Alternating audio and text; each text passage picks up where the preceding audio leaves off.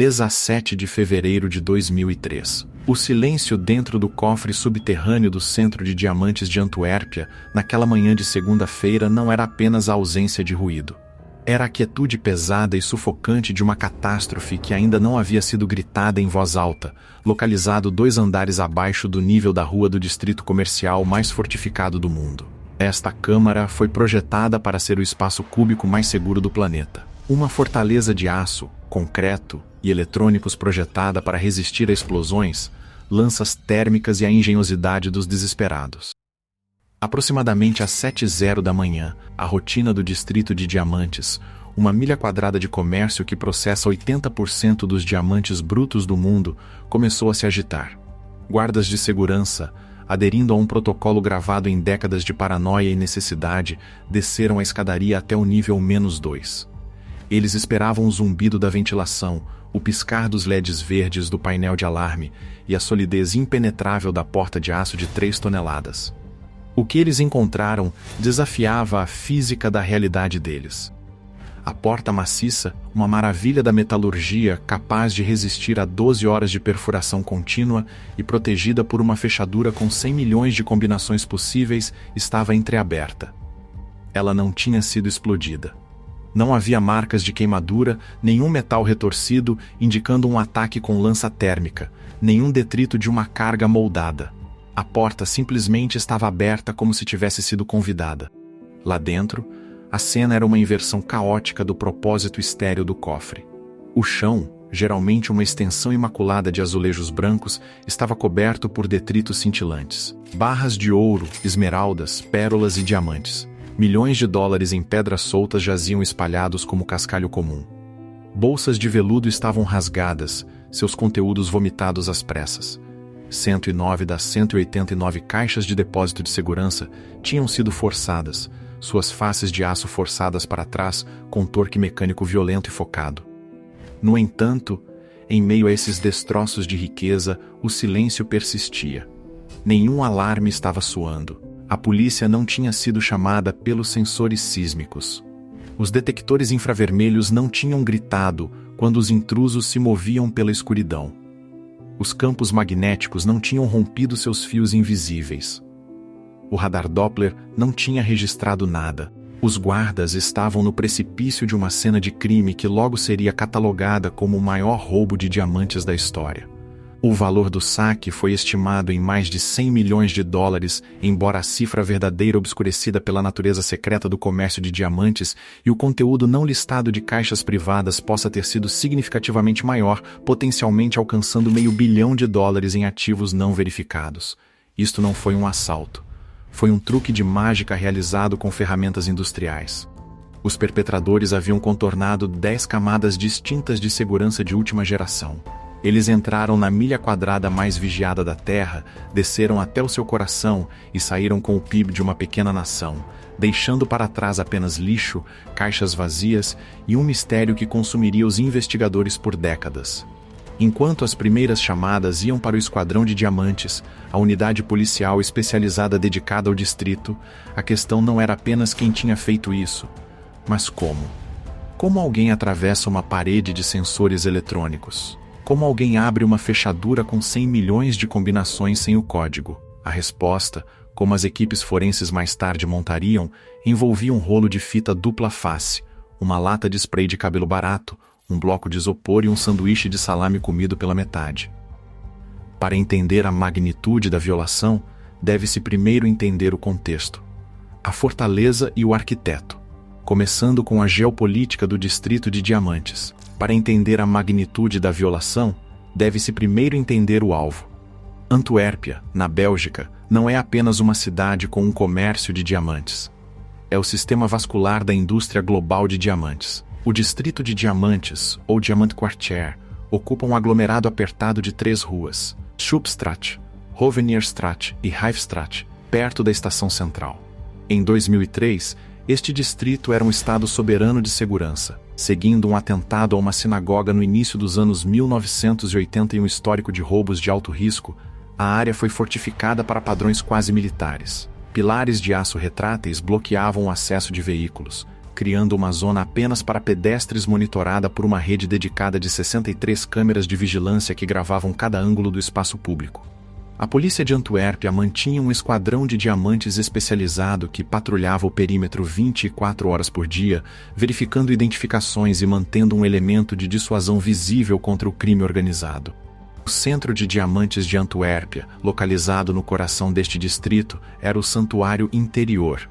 Não era um espaço de varejo, mas uma fortaleza de negócios onde pedras brutas eram negociadas, separadas e armazenadas. O edifício em si era um bloco modernista despretensioso por fora, mas projetado para controle total por dentro. Ele abrigava centenas de comerciantes de diamantes, muitos dos quais operavam na economia de aperto de mão do comércio, onde milhões de dólares eram trocados com base na confiança, exigindo um repositório central que estivesse acima de qualquer suspeita. Nas profundezas jazia a anatomia do cofre, localizado 2 andares abaixo do nível do solo. Não era apenas uma sala forte, era uma boneca russa de medidas de segurança, cada camada projetada para cobrir as vulnerabilidades da anterior. A arquitetura de segurança baseava-se no princípio da redundância. Se um sistema falhasse, outro seria acionado. Camada 1, o perímetro físico, significava que o acesso exigia passar por catracas de aço e postos de guarda tripulados no andar térreo. O elevador para o nível do cofre exigia um cartão de acesso magnético específico, emitido apenas para inquilinos e pessoal autorizado. A camada 2 era a própria porta do cofre, um gigante de 3 toneladas feito de aço e concreto. Era protegida por uma tríade de mecanismos de travamento. O primeiro era uma fechadura de combinação, um mostrador variando de 0 a 99 capaz de 100 milhões de permutações. Isso exigia um código de 4 dígitos que era conhecido apenas por poucos seguranças selecionados. A segunda era uma fechadura com chave, que exigia uma chave específica de 30 centímetros com dentes intrincados, impossível de duplicar por meios padrão. A chave foi projetada para ser carregada pelos guardas o tempo todo. Finalmente, um sensor sísmico embutido na própria porta estava sintonizado para detectar as frequências de vibração específicas de perfuração, lança térmica ou impactos de marreta. Camada 3, a rede eletrônica garantia que, mesmo se a porta fosse violada, o interior do cofre fosse uma armadilha mortal de sensores projetados para detectar qualquer mudança ambiental. Um sensor de campo magnético, um dispositivo de 2 partes montado no batente da porta, consistia em um ímã na porta e um interruptor rede no batente. Se o campo magnético entre as 2 placas fosse quebrado pela abertura da porta, o alarme dispararia imediatamente. Como o cofre era mantido em total escuridão, um sensor de luz usando um detector de fotocélula monitorava o nível de luz ambiente. Qualquer influxo de luz de uma lanterna ou da abertura da porta acionaria o sistema. Detectores de calor infravermelho ou infravermelho passivo PIR escaneavam a sala em busca de assinaturas térmicas. Eles operavam detectando a diferença na radiação infravermelha entre um corpo humano e a temperatura de fundo da sala. Além disso, radar Doppler e detectores de movimento emitiam micro-ondas para detectar deslocamento de volume. Ao medir a mudança de frequência das ondas refletidas, o efeito Doppler, o sensor podia detectar movimento mesmo se o intruso estivesse protegido termicamente. Este sistema era amplamente considerado impenetrável. Foi projetado para derrotar força bruta, ataques térmicos e furtividade. No entanto, todo sistema projetado por engenheiros opera com lógica, e a lógica pode passar por engenharia reversa. O arquiteto desta engenharia reversa foi Leonardo Notarbartolo. O homem que desmontaria essa lógica não era um hacker de computador ou um agente militar renegado. Ele era um comerciante de charme de Turim. Leonardo Notarbartolo era um ladrão de carreira nascido em Palermo em 1952. Por volta de 2000, ele havia se estabelecido como um arquétipo distinto no submundo do crime, o ladrão cavalheiro. Ele não era propenso à violência. Suas armas eram engenharia social, paciência e um sorriso desarmante. Ele entendia que o elo mais fraco em qualquer sistema de segurança não era a tecnologia, mas as pessoas que a operavam. 18 meses antes do roubo, Notarbartolo alugou um pequeno escritório no centro de diamantes de Antuérpia. Ele se apresentou como um comerciante legítimo de diamantes e importador de pedras preciosas baseado em Turim. Ele se vestia com ternos italianos elegantes, bebia café expresso com outros negociantes e falava um pouco de vários idiomas. Ele pagava o aluguel em dia, participava de reuniões e integrou-se à estrutura do edifício. Essa locação era seu cavalo de Troia.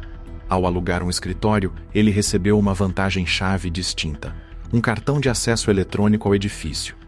Este cartão permitia que ele entrasse no prédio a qualquer hora e, crucialmente, dava a ele um motivo legítimo para estar perto do cofre. Foi-lhe dada uma caixa de depósito de segurança dentro do próprio cofre. Por quase 2 anos, Notarbartolo foi um fantasma na máquina. Ele visitava o cofre frequentemente, ostensivamente para depositar ou retirar estoque. Na realidade, ele estava conduzindo uma das missões de reconhecimento mais longas e detalhadas da história criminal. Ele carregava uma caneta especializada no bolso do peito, uma peça de tecnologia de espionagem que em 2001 era de ponta. A caneta continha uma câmera digital miniaturizada capaz de armazenar 100 imagens de alta resolução. Toda vez que Notarbartolo visitava o cofre, ele filmava. Ele filmava a porta, ele filmava o teclado, ele filmava o layout do teto. Ele filmava os ângulos específicos dos detectores de movimento. Ele documentava as marcas dos sensores, os padrões de turno dos guardas e a localização dos interruptores de luz. Ele estava construindo um mapa, mas ele sabia que não podia trilhar o caminho sozinho. Ele precisava de uma equipe de especialistas que pudessem traduzir sua vigilância em ação. O catalisador para a operação envolveu a reunião da escola. Em relação à teoria do negociante judeu e alegações de fraude de seguro, existem 2 narrativas concorrentes sobre a gênese do roubo. A narrativa oficial da polícia postula que Notarbartolo era o cérebro, o capo que concebeu o plano e recrutou sua equipe independentemente. No entanto, o próprio Notarbartolo ofereceu uma narrativa radicalmente diferente em uma entrevista de 2009 para a revista Wired conduzida da prisão. Ele alegou que era apenas um contratado. De acordo com este relato, ele foi abordado por um misterioso negociante de diamantes judeu, a quem ele se referia como Simon ou um pseudônimo semelhante, que o solicitou para roubar o cofre. Nesta versão, Simon levou Notarbartolo a um armazém abandonado fora de Antuérpia.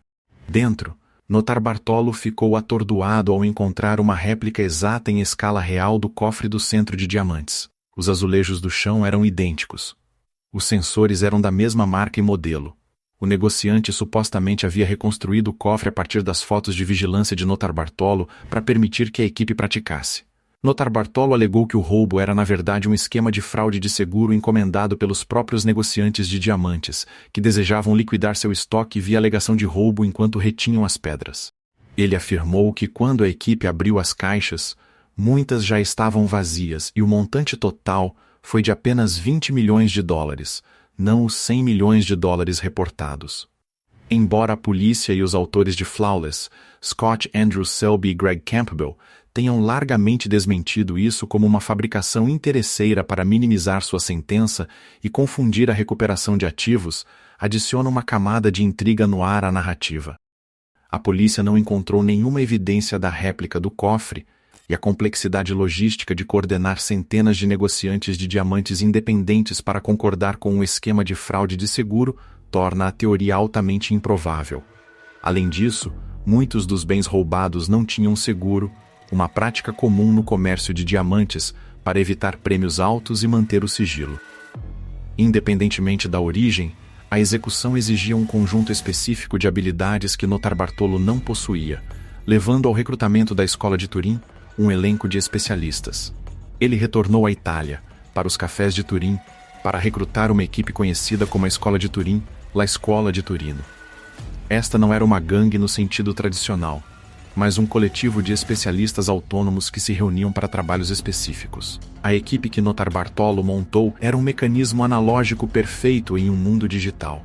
Cada membro era um mestre de um ofício em extinção, possuindo habilidades que preenchiam a lacuna entre força bruta e engenharia elétrica. Primeiro foi o gênio Hélio Donório, um especialista em eletrônica e alarmes. Donório era o mago técnico da equipe. Seu papel era derrotar os sensores. Ele não era um hacker.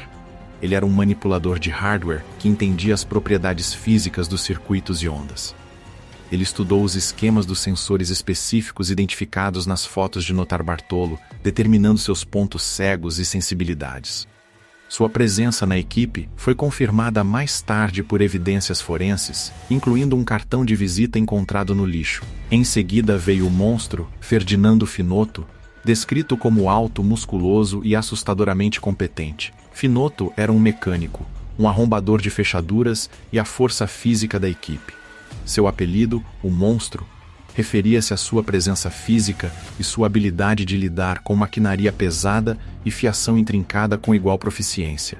Ele era responsável por contornar fisicamente os sistemas e pelo trabalho extenuante de arrombar as caixas. Então havia o Rei das Chaves, um homem mais velho não identificado, amplamente considerado um dos maiores falsificadores de chaves do mundo. Sua identidade permanece o maior mistério duradouro do roubo. Ele podia olhar para uma chave e replicá-la por lima e tato. Seu papel era crítico: contornar a chave física de 30 centímetros que protegia a porta do cofre. Ele continua sendo o único membro da equipe nunca capturado pela polícia. Finalmente, havia Speed, Pietro Tavano, um amigo de infância de Notarbartolo. Ansioso, paranoico e propenso ao pânico, ele era o homem da logística e o motorista. Embora leal, sua fragilidade psicológica, sua incapacidade de lidar com a imensa pressão da fuga pós-roubo, provaria ser o calcanhar de Aquiles da equipe.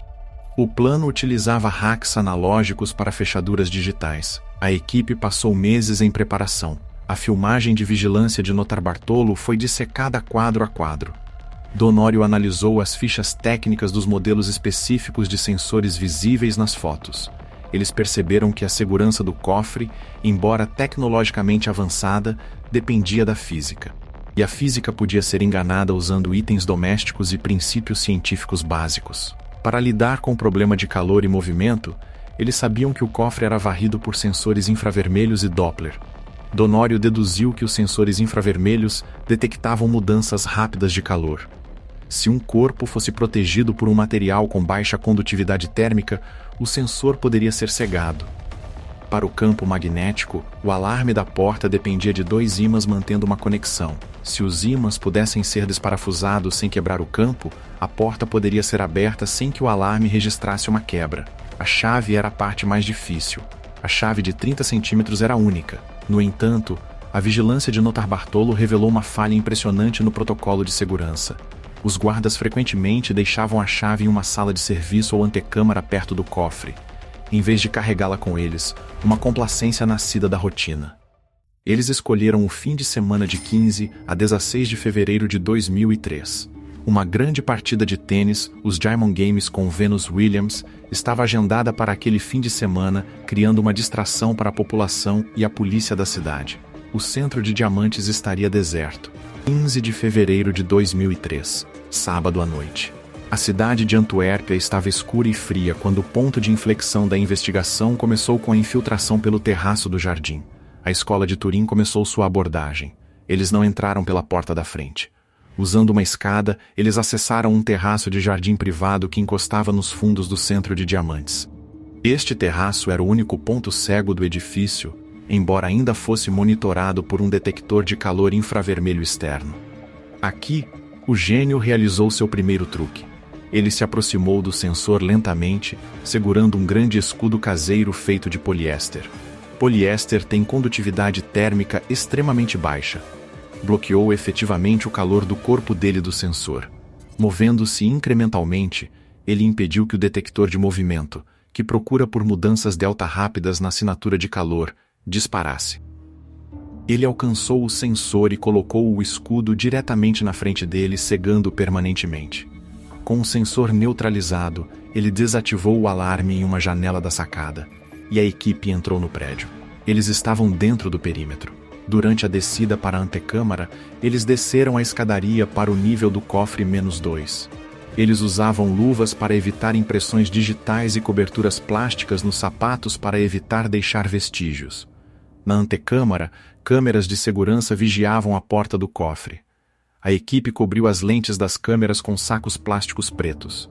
Para garantir que as câmeras sensíveis à luz não registrassem a escuridão repentina como um mau funcionamento ou obstrução, eles acenderam as luzes na antecâmara, inundando a sala com brilho artificial antes de ensacar as lentes, ou talvez ensacando-as no escuro para simular uma queda de energia. A sequência exata permanece debatida, mas o resultado foi eficaz. Os olhos do edifício foram vendados. Eles chegaram ao ponto crucial na porta do cofre. Agora eles enfrentavam o evento principal, a porta de 3 toneladas. Este momento exigia a sincronização de meses de planejamento. Primeiro foi a combinação ou o olho eletrônico. Notarbartolo supostamente havia capturado o código da combinação usando uma câmera escondida. Em alguns relatos, ele alegou ter instalado uma câmera em miniatura acima da porta do cofre meses antes, transmitindo os movimentos das mãos do guarda para um receptor escondido em um extintor de incêndio próximo. Embora especialistas em segurança tenham debatido a viabilidade dessa teoria do extintor de incêndio, citando a necessidade de um efeito de gaiola de Faraday na antecâmara, a equipe inegavelmente tinha o código. Fosse através da câmera ou simples observação da complacência do guarda, eles discaram os números. Em seguida vieram o campo magnético e a placa de alumínio. Esta foi a obra-prima da operação. O sensor magnético consistia em 2 placas, uma na porta, uma na estrutura. Se separadas, o alarme disparava. O gênio produziu um suporte de alumínio feito sob medida. Ele prendeu fita dupla face de alta resistência ao suporte. Ele colocou o suporte sobre as 2 placas magnéticas, colando-as juntas antes que a porta fosse aberta. Ele então desaparafusou os parafusos que prendiam os ímãs à porta e à estrutura. Quando a porta se abriu, os ímãs permaneceram grudados ao suporte de alumínio, ainda de frente um para o outro, mantendo o campo magnético. O sistema de alarme pensou que a porta ainda estava fechada. Finalmente, a chave e a falha humana entraram em cena. O rei das chaves entrou em ação. Se ele usou uma chave duplicada forjada a partir de análise de vídeo ou simplesmente recuperou a chave original da sala de serviço, onde os guardas negligentemente aguardavam, a fechadura girou. Os trincos se retraíram. A enorme porta se abriu. Uma vez dentro da barriga da besta, a equipe entrou no cofre. Estava um breu total. Em relação ao sensor de luz, no momento em que a luz atingisse o sensor lá dentro, o alarme soaria. A equipe sabia exatamente onde o sensor estava. Trabalhando no escuro ou talvez usando visão noturna, um membro localizou imediatamente o sensor de luz e o cobriu usando fita adesiva resistente. Para os detectores de movimento e calor, utilizando o hack do spray de cabelo, os sensores de movimento internos eram volumétricos Doppler/micro-ondas e infravermelho. A equipe usou caixas de isopor. Eles colocaram essas caixas sobre os sensores. Isopor é diferente de poliéster. Ele dispersa ondas de radar e isola o calor. Ao encapsular os sensores, eles criaram uma zona nula onde os sensores acreditavam que a sala estava vazia e estática. Crucialmente, um trecho sugere que eles usaram spray de cabelo. Ao pulverizar a lente do detector infravermelho com um filme transparente, provavelmente spray de cabelo à base de silicone, eles criaram uma barreira que difundia a assinatura térmica, isolando o sensor momentaneamente e impedindo que ele registrasse o calor de seus corpos. Esse hack de baixa tecnologia, usando uma lata de produto de beleza de $2 para derrotar um sistema de $1 milhão, tornou-se a lenda definidora do roubo. Durante o saque e o desgaste físico com os sensores cegos, o rei das chaves e o monstro começaram a trabalhar nas caixas de depósito. Eles não abriram as fechaduras gentilmente. Eles usaram uma broca manual feita sob medida para torcer as fechaduras até que quebrassem. Eles trabalharam por horas. Eles abriram 109 caixas. Eles esvaziaram diamantes, barras de ouro e dinheiro em mochilas. O volume absoluto de riqueza era avassalador. Eles encontraram tanto que tiveram que ser seletivos, deixando para trás prata e valores menores porque não podiam carregar o peso. Aproximadamente às 5h30 da manhã, eles pararam. Eles limparam suas ferramentas, em grande parte. Eles pegaram as fitas de segurança do gravador VCR na sala adjacente. Notarbartolo sabia onde as fitas eram mantidas. Eles deixaram o cofre. Eles fecharam a porta ou a deixaram entreaberta. Os relatos variam, mas a anulação magnética significava que o alarme nunca soou. Eles saíram do prédio pelo caminho que vieram, escapulindo para a escuridão pré-amanhecer de Antuérpia. Eles haviam cometido o crime perfeito. A investigação girou em torno do sanduíche de salame no outono. O erro na rodovia I-19 aconteceu menos de 24 horas depois. A equipe se separou. Notarbartolo ficou em Antuérpia para manter seu disfarce. Os outros, liderados por Speed e o monstro, dirigiram em direção à Itália. Eles carregavam os diamantes e, crucialmente, os sacos de lixo contendo as evidências do roubo. As latas de spray vazias, o isopor, os sacos plásticos e as embalagens de comida. O plano era queimar o lixo na França, mas Speed Pietro Tavano estava se descontrolando. Enquanto dirigiam pela rodovia I-19 perto de uma floresta em Vilvoorde, Bélgica, ele sofreu um ataque de pânico severo. Ele estava convencido de que a polícia estava se aproximando. Ele insistiu que eles despejassem as evidências imediatamente. Ignorando o plano, eles encostaram em uma área arborizada em propriedade privada e jogaram os sacos de lixo na vegetação rasteira. Eles assumiram que o lixo nunca seria encontrado ou, se encontrado, nunca seria ligado a eles. Foi um erro de cálculo fatal. Segunda-feira de manhã, a terra pertencia a Auguste Van Camp, um merceeiro aposentado com gosto pela ordem e um ódio profundo por lixo. Nesta manhã ele encontrou o lixo.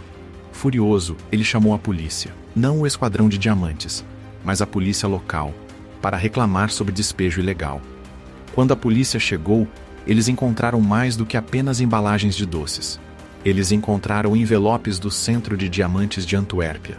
Eles encontraram um recibo de um sistema de vigilância por vídeo. Eles encontraram fios desencapados, latas de spray de cabelo vazias e os blocos de isopor usados para cegar os sensores. E eles encontraram um sanduíche de salame comido pela metade. A polícia local contatou o esquadrão de diamantes de Antuérpia. A conexão foi feita instantaneamente. O lixo não era detrito aleatório. Era a autópsia do roubo. A trilha forense começou com o recibo. O recibo do sistema de vigilância por vídeo levou a polícia a uma loja de eletrônicos específica. Embora o comprador tivesse pago em dinheiro, a loja tinha CCTV. A polícia puxou a fita e viu um homem alto e musculoso comprando o equipamento. Eles o identificaram como Ferdinando Finotto, o monstro. Em seguida foi o sanduíche. O sanduíche de salame foi ensacado e enviado para o laboratório. A extração de DNA forneceu um perfil. Correspondia a Leonardo Notarbartolo. A evidência de DNA foi a prova cabal que colocou o cérebro na cena do descarte, se não no próprio roubo. Finalmente, a carteira de identidade no lixo, ou talvez através da trilha de um cartão de visita encontrado entre os destroços, a polícia ligou Hélio Donório, o gênio, ao grupo. A armadilha e a prisão foram preparadas. A polícia agora sabia quem Notarbartolo era, mas ele era um inquilino legítimo do Centro de Diamantes. Se ele fugisse, pareceria culpado. Se ficasse, arriscava ser preso. Notarbartolo, acreditando que o roubo ainda era um mistério e o lixo não descoberto, retornou ao Centro de Diamantes na sexta-feira para verificar sua correspondência e manter seu disfarce. Foi um blefe ousado. O esquadrão de diamantes estava esperando. Eles o prenderam na porta. O rescaldo viu batidas policiais na Itália e na Bélgica que prenderam Finotto, Donório e Tavano. Eles recuperaram algumas evidências de seus apartamentos, maços de dinheiro, diamantes escondidos em tapetes. Mas a vasta maioria do saque de 100 milhões de dólares havia sumido. Em relação às sentenças, Leonardo Notarbartolo foi condenado a 10 anos, cumpriu cerca de 4 a 6 anos. Ferdinando Finotto foi condenado a 5 anos.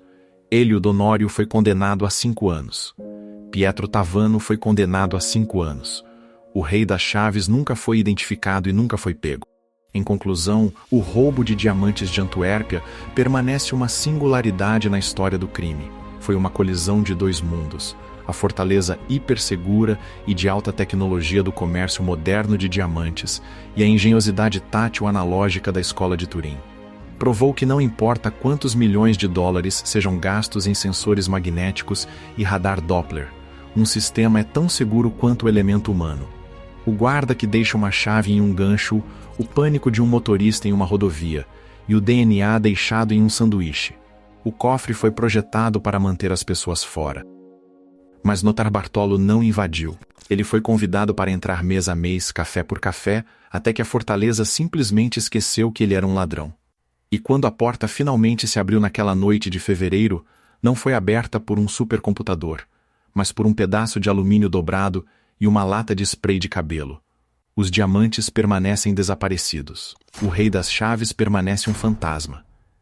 E o Centro de Diamantes, agora refortificado, permanece como um monumento ao fim de semana em que um grupo de mecânicos italianos roubou o mundo.